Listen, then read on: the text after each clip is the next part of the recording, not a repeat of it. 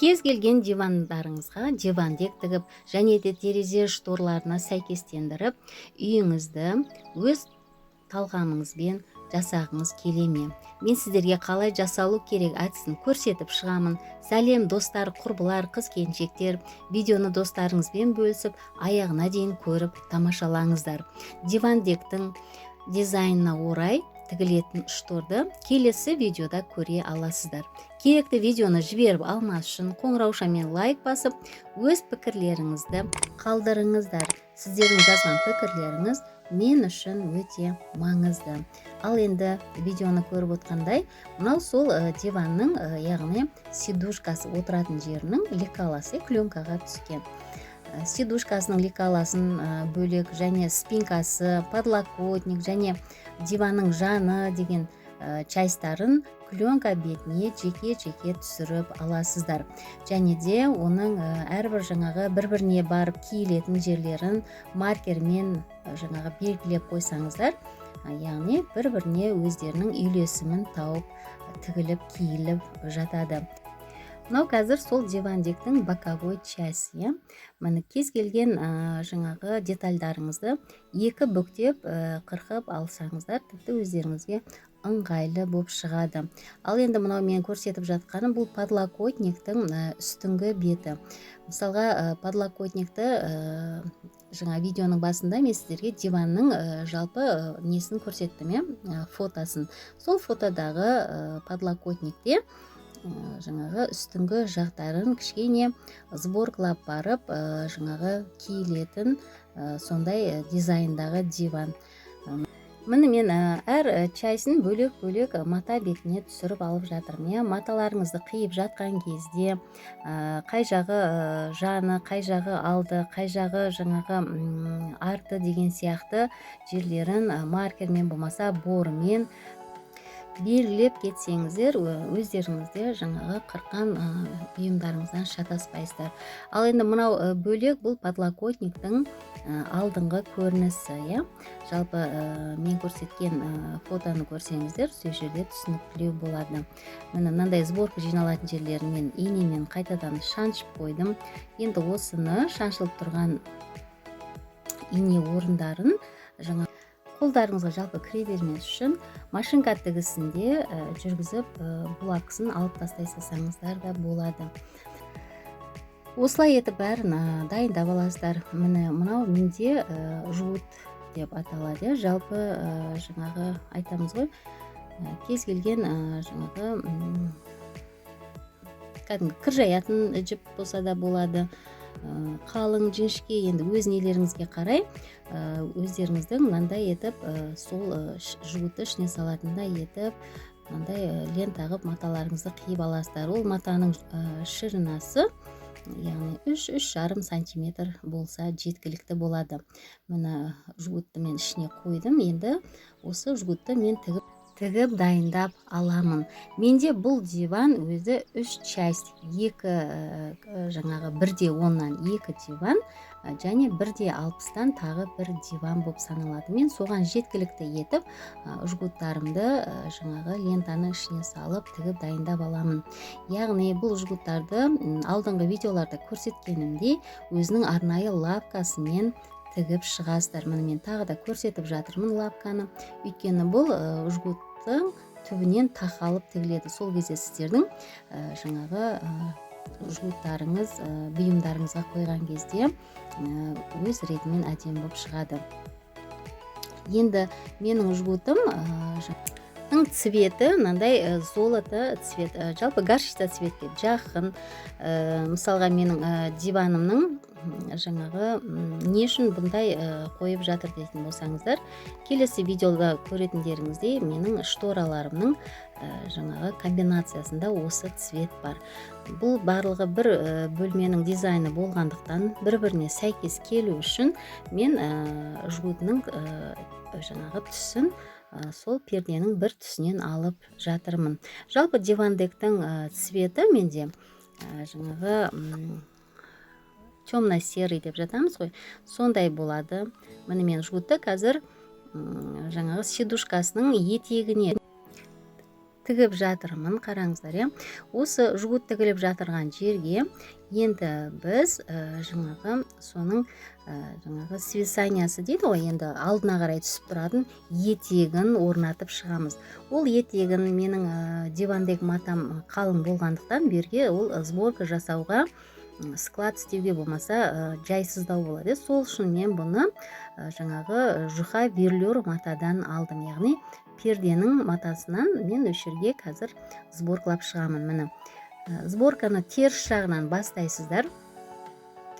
Бас жағында жаңағы 7-6 сантиметр қалдырып 20 сантиметрді сборкаға жинап отырасыздар. Содан әрі қарай жаңағы 8-9 сантиметр қалдырасыздар да 20-22 сантиметрді сборкаға жинап отырасыздар. Өйткені мендегі матамның ұзындығы жеткілікті болғандықтан мен солай үлкен көлемде алып жаңа бантовый складқа мен жинап шығамын. Яғни менің айттым сіздерге, екі диваным 1:10, біреуі 1:60 ұзындығы. Енді мен сол 1:10-нан екеу 1:60-ға біреу қып дәл осылай етіп жинап шығамын. Міне мынау оң бетіндегі шыққан сборкасы, теріс бетінен жисаңыздар, жаңағы складкаларыңыз оң бетінде осылай әдемі болып көрініп тұрады. Міне метрге қойып жисаңыздар, өзімен өзі біркелкі шығып жатады. Енді осы жинап алған жаңағы свисаниясындағы несін, складканы мен енді қазір дивандекке тігіп шығамын. Мынау инемен қыстырған инелер жаңа қолдарыңызға кіріп кедергі болмас үшін складкаларын реттеп машинка тігісте бір бастырып шықсаңыздар болады. Одан кейін уже булавкаларын алып тастай саласыздар. Міне мен бастырып шықтымда булавкаларын алып тастадым. Енді осыны қазір біз енді жаңағы жгут тігілген сидушкасының, яғни отыратын жерінің жаңағы жиегіне апарып орналастырып тігіп шығамыз. Одан кейін міне етегі біткеннен кейін астына оверлок салынып, мынандай 4 немесе 5 сантиметр қып жалпақтықта қайырылады. Етегі жалпақтау қайырылған бұйымдарыңыз кішкене әдемілеу көрінеді. Енді міне мен жгуттың үстіне қойып, қазір бір-біріне біріктіріп аламын. Қараңыздар, кішкене ұшында қалдырамыз, өйткені жаңа түсетін складкаларыңыз біркелкі жаңағы шетіне жақын болу үшін. Міне мен жгут тұрған жерге орнатып тігіп шықтым. Міне қараңыздар. Ал енді өздеріңіз елестетіп көріңіздер, егер жгут қойылмай немесе жгут өз цветінен болса, однотонный болғандықтан ол кішкене ашыңқырамай қалады. Сондықтан мен басқа цветінен жаңағы жгут қойып шықтым. Видеоның аяғында мен бұл диванға, яғни жастықтарын да осындай горчица золото цветінен қойып шығамын. Ал енді мынау часть бұл диванның подлокотнигінің алдыңғы көрінісі. Осы екі деталь, значит, менде бұл детальдан 6, яғни менде диван 3 болғандықтан 6 детальдің 6-ына да мынандай етіп айландыра жаңағы жгуттан тігіп шығамын. Жгутты тігіп жатқан кезде жаңа доға болып айналатын жерлерінде жаңағы тігіліп жатқан жгут ленталарыңызды мынандай қайшымен кішкене кертіп жаңағы қайшылап шығуларыңыз керек. Өйткені жгуттарыңыз детальдарыңызға тігіп жатқан дұрыс жаңағы отырмай қалады.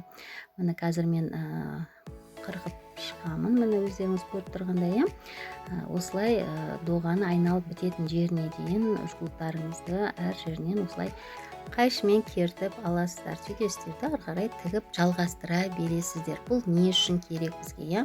Мынандай айналған жерді жгуттарыңыз тартып жинап қалмас үшін. Міне менде қазір жаңағы подлокотниктің алдыңғы детальдары дайын болды. Енді мынау сол подлокотниктің үстінен тұратын подлокотниктің үсті, яғни. Енді мен мына метка қойған жерлерімді булавкамен тағы да белгілеп қыстырып аламын. Мені қараңыздар.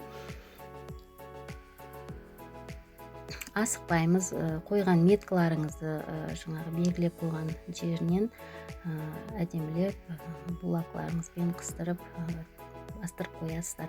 Бастырып болғаннан кейін жаңағы машинка тігісінде жүргізіп, кейін булавкаларыңызды алып тастай салсаңыздар, қолдарыңызға кіріп тігіс тігіп жатқан кезде, яғни әбіржімейсіздер.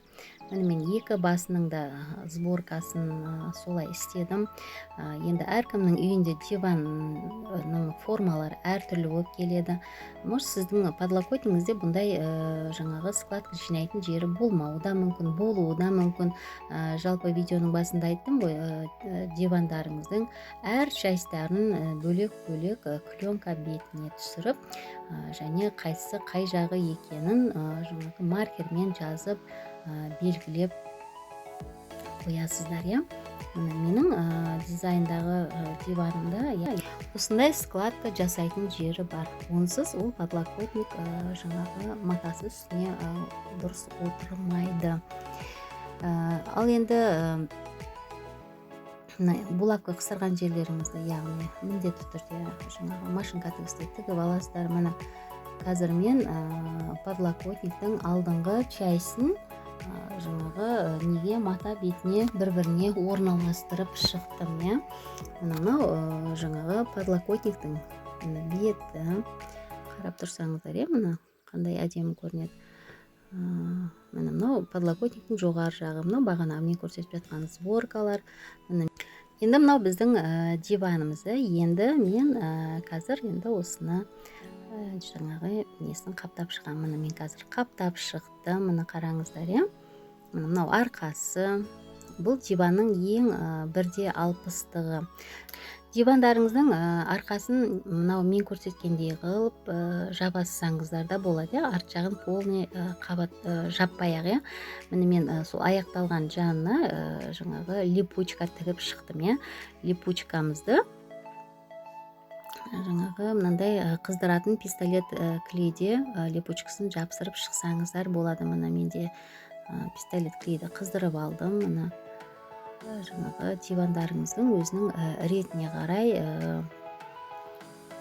формасын беретін жеріне дейін тартып жаңағы липучканы жапсырып шығасыздар. Сол кезде сіздердің дивандектеріңіз кереметтей болып киіліп тұрады.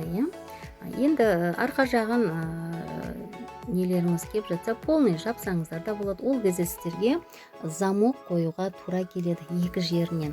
Кигізіп боласыздар да, ең соңында замогын тартып жаба салсаңыздар да болады.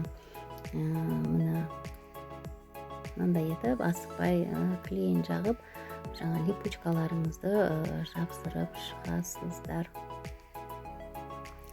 Енді мен қазір екінші және үшінші дивандарын қаптап шығамын. Жалпы мен дивандегім почти аяқталып шықты.